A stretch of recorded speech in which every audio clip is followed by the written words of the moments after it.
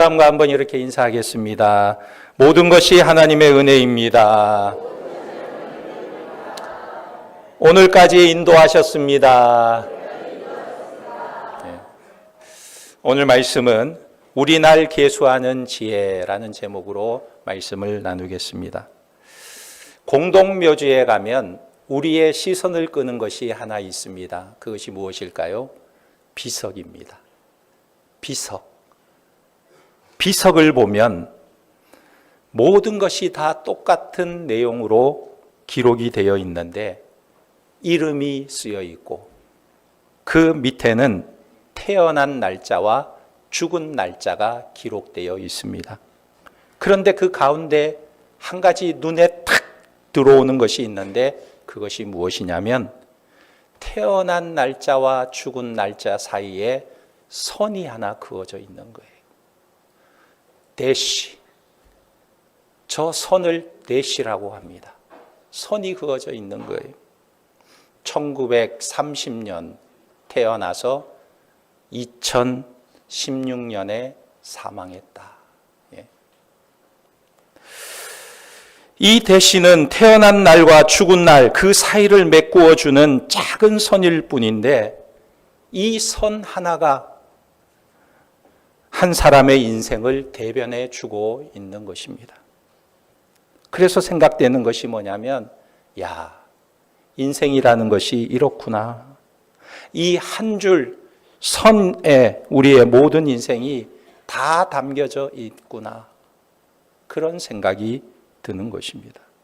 선 하나로 그어진 것이 우리의 인생이구나. 그러면서 생각나는 것은 여기에 묻힌 사람은 살아갈 때 도대체 누구를 만났고 어떤 사람을 사랑했으며 누구를 미워하며 살았을까? 또 이 사람은 무엇을 인생의 목표로 삼고 살았을까? 이 사람이 여기에 묻히기 전에는 어떤 후회가 있었을까? 이런 생각을 해보게 됩니다. 왜 그렇습니까? 그 사람의 인생이 점 하나로만 표현되었기 때문에 여러 모든 것이 궁금한 거예요. 바로 대시 하나로 표현되는 우리의 인생 속에 수많은 사연이 담겨져 있음을 생각해 보게 되는 것입니다. 사실 우리의 인생은 이 땅에 살 때 우리가 선택할 수 있는 것보다 선택하지 못하는 것이 훨씬 더 많음을 알 수가 있습니다.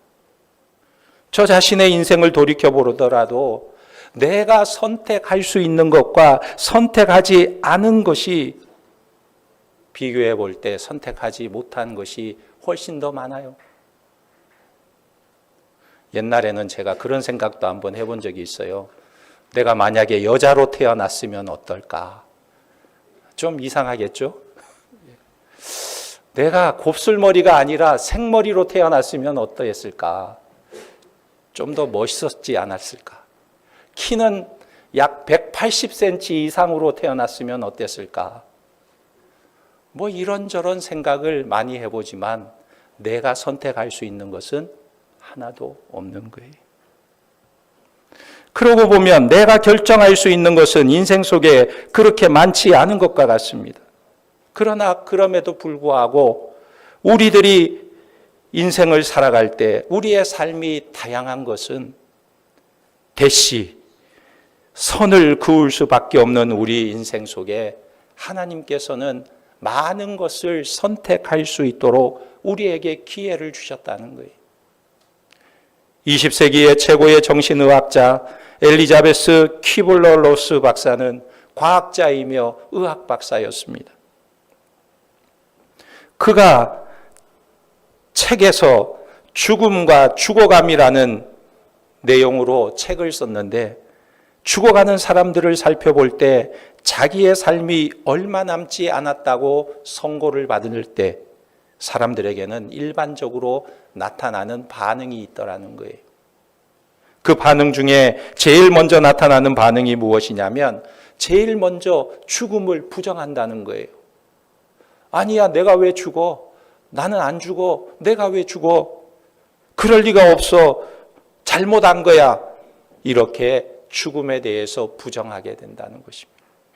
그리고 그 부정이 지나가면 그 다음에는 분노하게 된다는 거예요. 아니, 왜 내가 죽어? 왜 내게 이런 일이 일어나? 왜 하필이면 나야? 그러나 이런 분노에도 죽음이 시시각각으로 다가오게 될 때에 이제는 마지막으로 타협을 하게 된다고 해요. 하나님이 살아계신다면 이제부터 정말 잘 살겠습니다. 나에게 조금만 더 시간을 주세요. 나에게 시간을 조금만 더 주시면 바르게 살겠습니다. 이런 마음을 갖게 된다는 거예요. 그러나 이렇게 타협을 해도 자신의 힘으로 죽어가는 자기의 생명을 바꿀 수 없는 현실 앞에서 깊은 좌절감과 우울감에 빠지게 된다는 것입니다. 그래서 사람들의 이런 모습을 보면서 내 생애의 마지막 한 달이란 책을 쓴 크리스 슉이라는 이 부부가 사람들에게 이런 질문을 던지기 시작했어요. 무슨 질문이냐면, 만일 당신에게 살 날이 30일만 남았다면 어떻게 살겠습니까? 여러분 어떻습니까? 우리가 언젠가는 죽는다는 것을 다 알고 있잖아요. 우리는 죽게 된다는 것을 누구나 다 알고 있습니다.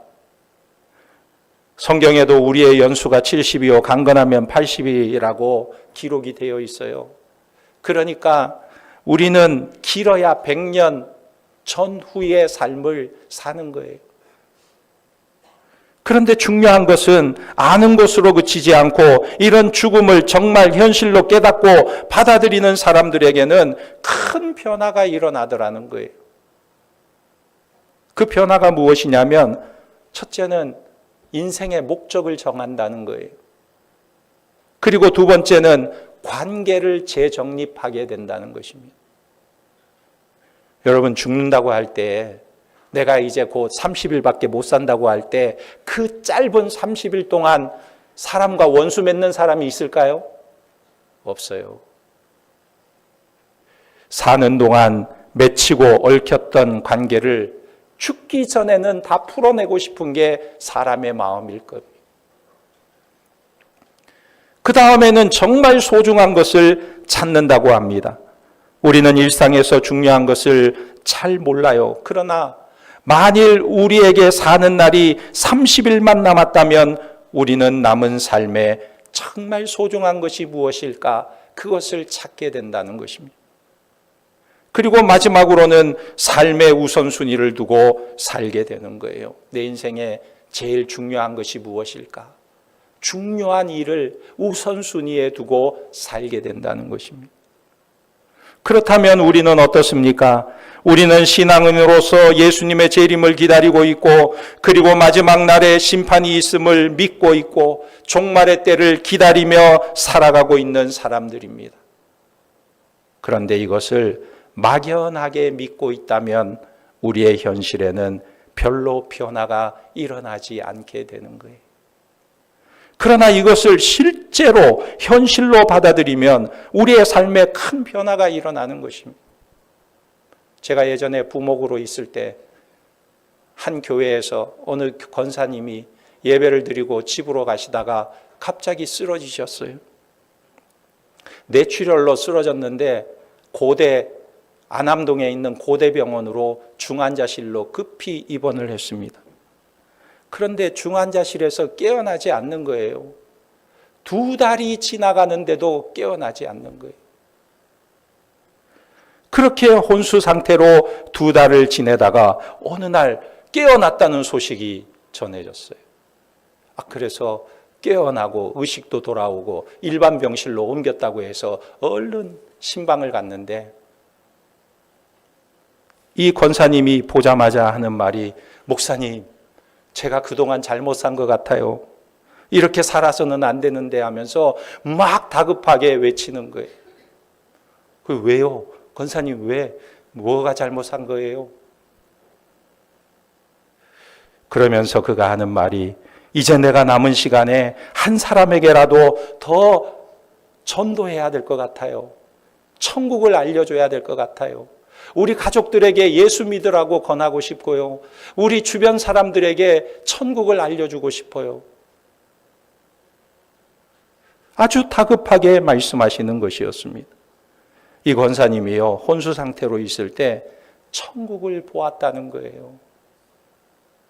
그래서 깨어나고 나서 그 기억으로 다급하게 우리 가족들에게, 우리 주변 사람들에게 예수님을 전하고 싶다는 이야기를 하시는 것을 보았습니다. 그런데 우리도 만일 우리의 삶이 딱 한 주간만 남았다고 한다면 어떻게 살고 싶을까? 앞으로 한 주간이 내 생애의 마지막 한 주간이라고 한다면 나는 어떻게 살 것인가? 무엇을 먼저 할 것인가? 언젠가는 분명히 다가올 한 주간의 시간을 우리는 알 수도 있고 우리가 모르게 다가올 수도 있습니다. 정말 내 인생에 한 주간을 남겨놓고 있다는 것을 안다면 우리는 분명히 우리의 삶에 변화가 일어나게 되는 거예요. 우리의 삶의 습관과 가치가 분명히 달라지게 되는 것입니다.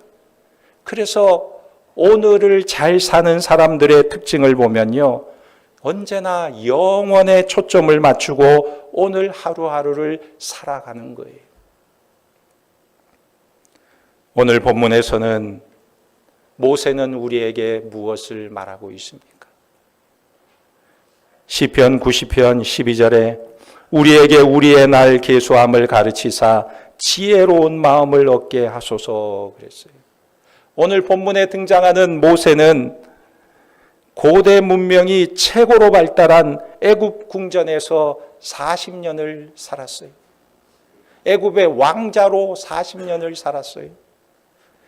그는 어려서부터 최고의 교육과 최고의 환경에서 40년을 살았고 그 후에는 미디안 광야에서 양을 치며 40년을 생활했습니다. 그런데 모세가 오늘 이런 고백을 하고 있어요. 우리의 날 계수함을 가르치사 지혜로운 마음을 얻게 하소서 그랬어요. 나의 남은 날을 계수하는 지혜를 달라. 우리는 이것을 다 알고 있습니다. 모세가 말한 것처럼 우리의 연수가 시편 90편 10절에 우리의 연수가 70이요 강건하면 80일지라도 우리의 연수가 길어도 70년, 80년, 아무리 의학이 발달해도 100년, 110년, 120년, 100년 전후라는 것을 누구나 잘 알고 있다는 사실입니다. 그런데 알기는 알지만 정말로 하나님께서 지혜를 주시지 않으면 우리는 우리의 날을 계수하며 살지 못한다는 거예요. 그래서 모세가 하나님께 도움을 구하고 있는 것입니다. 여러분, 우리가 우리의 날을 계수하며 살려면 하나님의 도우심이 필요한 거예요. 하나님이 가르쳐 주셔야만 알 수가 있는 것입니다. 그래서 모세가 지혜를 구하고 있는 거예요. 이런 지혜는 오직 하나님께만 얻을 수 있기 때문인 것입니다. 그런데 사람은요, 죽음에 대해서 질문할 때 아주 특별한 반응을 하게 된다는 것입니다. 두 종류의 사람이 나타나는데 하나는 다 안다고 하는데 실제로 죽음을 자기 삶에 전혀 받아들이지 않고 살아간다는 거예요. 이런 사람은 변화가 전혀 일어나지 않는 것입니다. 그런데 아주 특이한 사람이 있는데 또 한 사람은 죽음을 실제로 인식하며 살지만 실제로 죽음이 와도 세상이 요동해도 별로 흔들리지 않는 사람이 있어요. 죽음 앞에 초연한 사람이 있다는 거예요. 그래서 이런 사람에 대해서 조사를 해보니까 이런 사람은 도대체 어떻게 그런 삶을 살 수 있는가? 어떤 사람이기에 그렇게 죽음 앞에 초연할 수 있는가? 이 요동하지 않는 사람에게는 특징이 있더라는 것입니다. 이런 사람은 평소에 사랑하는 사람과의 관계를 평안하게 잘 유지하고 살더라는 거예요. 그리고 하나님과의 관계에서 친밀함을 유지하고 있더라는 것입니다. 그리고 이 세상에서의 삶에서 사람에게 해야 할 도리를 잘 했던 사람이라는 거예요. 그래서 이런 사람은요, 죽음을 맞이한다 해도 크게 놀라거나 두려워하지 않고 평안하게 자기의 삶을 잘 살다라는 거예요. 저는 많은 사람들의 임종을 보았습니다. 죽기 직전의 모습을 많이 보았어요. 대부분의 믿음의 사람들은 소망의 고백을 하고 죽음을 두려워하지 않고 임종하는 것을 보았어요. 평안하게 죽음을 맞이하는 것을 보았어요. 그러므로 오늘 성경이 우리에게 요구하는 것이 무엇입니까? 우리의 날을 계수하는 지혜를 가지라고 말씀하고 있는 거예요. 중국의 공자의 어머니가 아이를 키우면서 이 아이를 어떻게 하면 지혜롭게 키울 수 있을까 고민을 했다고 합니다. 그리고 그 고민 끝에 이 아이를 제일 먼저 데려간 곳이 어디냐? 바로 공동묘지로 데려갔다. 이 아이에게 무엇을 가르쳐 준 것입니까? 인생은 반드시 죽게 된다. 이걸 제일 먼저 가르쳐 준 거예요. 왜 그랬을까요? 이것을 알고 사는 사람이 가장 지혜로운 사람이기 때문에 그렇습니다. 그래서 오늘 모세는 하나님께 이 지혜를 구하고 있는 거예요. 우리의 날 계수함을 가르쳐 달라고 구하고 있는 것입니다. 그래서 지혜로운 마음으로 살아가게 해달라고 간구하고 있는 거예요. 그러므로 우리의 삶의 가장 큰 지혜는 우리의 날을 계수하며 사는 것입니다. 야고보 사도는 야고보서 4장 14절에 내일 일을 너희가 알지 못하는도다. 너희의 생명이 무엇이냐? 너희는 잠깐 보이다가 없어지는 안개니라. 너희가 도리어 말하기를 주의 뜻이면 우리가 살기도 하고 이것이나 저것을 하리라 할 것이거늘 이제도 너희가 허탄한 자랑을 하니 그러한 자랑은 다 악한 것이라. 그러므로 사람이 선을 행할 줄 알고도 행하지 아니하면 죄니라. 여기서 말하는 선은요, 착한 일을 많이 한 것을 말하는 게 아니에요. 자기의 인생의 한계를 알고 자기의 연한을 알고 마땅히 해야 할 일을 한 사람을 말하고 있는 거예요. 그런데 마땅히 해야 할 일을 하지 못한 인생은 어떤 인생이냐? 악한 인생이라는 것입니다. 그렇다면 우리는 선하게 살고 있는가? 세상 사람들은 선하다 할 수 있어도 우리의 인생의 주인 되신 하나님이 악하다고 하시면 어떻게 될까요? 그것은 악한 삶이 되는 거예요. 사람들 중에 죽을 때까지 변하지 않고 달라지지 않는 사람이 있는데 그런 사람은 어떤 사람일까요? 이렇게 생각하는 사람이에요. 이 세상은 살다가 죽으면 끝이야. 살다가 죽으면 끝이야. 그 다음은 생각할 필요도 없어. 이 땅에서 그냥 살다가 죽으면 끝이야. 이렇게 생각하는 사람은 절대 달라지지 않아요. 그러나 성경은 우리의 인생은 죽으면 끝이 아니라고 분명히 말씀하고 있습니다. 히브리서 9장 27절에 한 번 죽는 것은 사람에게 정해진 것이요 그 후에는 심판이 있으리니 그랬어요. 죽음으로 끝나는 것이 아니다. 죽고 나면 하나님의 심판대 앞에 반드시 선다는 것입니다. 그러므로 우리는 모세와 같이 배워야 하는 것이 있어요. 지혜를 배워야 하는 것입니다. 우리의 날 계수하는 지혜를 배워야 하는 거예요. 또한 성경은 우리에게 말씀하는 것이 있습니다. 10절에 우리의 연수가 70이요 강건하면 80이라도 그 연수의 자랑은 수고와 슬픔뿐이요 신속히 가니 우리가 날아가나이다 그랬어요. 우리의 인생이 날아가는 것 같이 허무하게 보이지만 그러나 인생은 허무하고 덧없는 인생이 아니라고 말씀하고 있는 거예요. 왜 그렇습니까? 우리 인생 너머에 하나님 나라가 있다고 말씀하고 있는 것입니다. 그래서 우리의 인생은 이 땅에서 끝이 아니라 우리에게 예비되어 있는 하나님 나라가 있음을 말씀하고 있는 것입니다. 여러분들은 슬픔이 있는 여행을 해본 적이 있나요? 기쁨과 즐거움이 없는 여행을 해본 적이 있나요? 저는 예전에 어머니가 이제 곧 임종한다는 소식을 듣고 병원으로 달려가게 되었는데 부산에서 전라북도 군산까지 가는 그 길은 남해고속도로를 통해서 진안을 거쳐서 군산으로 가게 됩니다. 그런데 전에는 부산에서 남해고속도로를 달려서 장수를 지나 진안 26번 국도를 지나가면 그 길이 그렇게 아름답고 그렇게 멋있고 즐거운 여행길이었어요. 그런데 어머니의 임종 소식을 듣고 달려가는 그 길은 전혀 즐거움이 없는 길이었어요. 아름다운 광경이 눈에 들어오지 않아요. 왜냐하면 그 여행의 끝에 죽음이 기다리고 있기 때문에 그렇습니다. 오늘 말씀도 우리가 도달할 인생의 마지막 시점은 슬픔과 고통이라고 말하고 있습니다.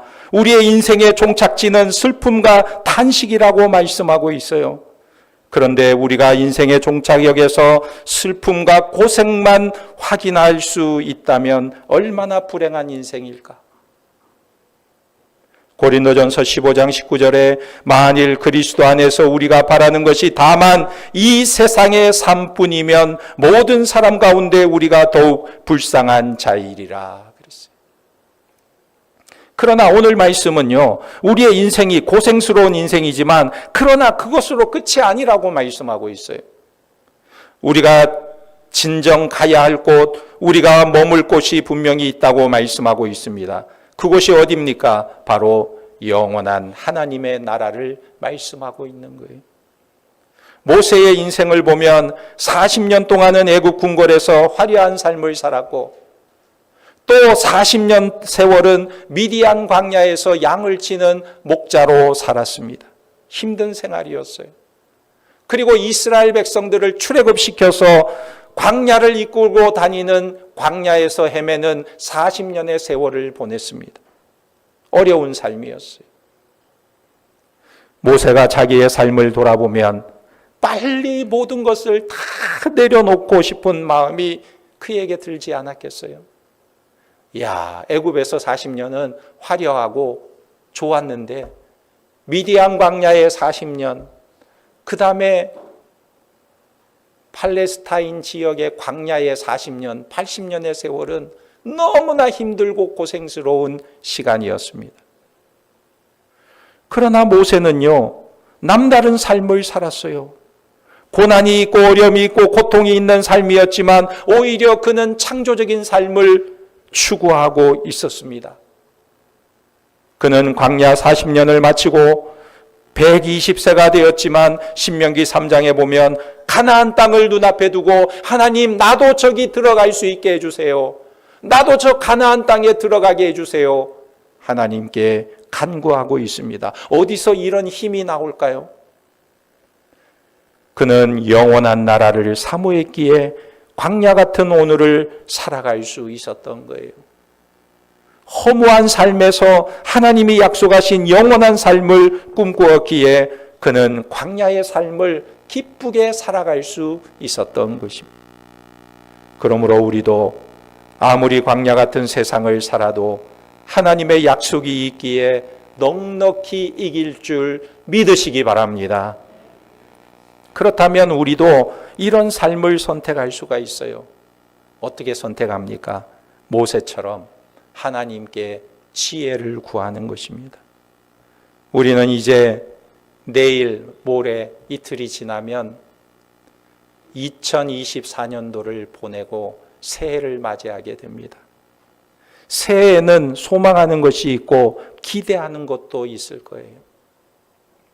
그러나 무엇보다도 모세가 하나님께 구했던 것처럼 지혜를 구하시기를 주님의 이름으로 축원합니다.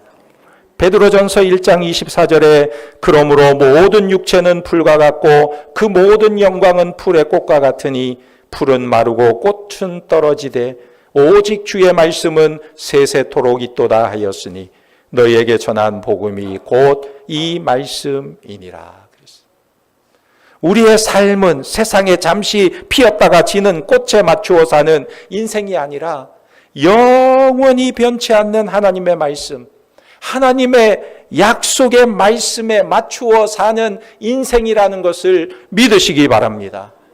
이 약속의 말씀을 붙들고 하나님의 약속을 소망하며 믿음으로 살아가는 우리 중앙의 권속들이 다 되시기를 예수님의 이름으로 축원합니다. 아멘.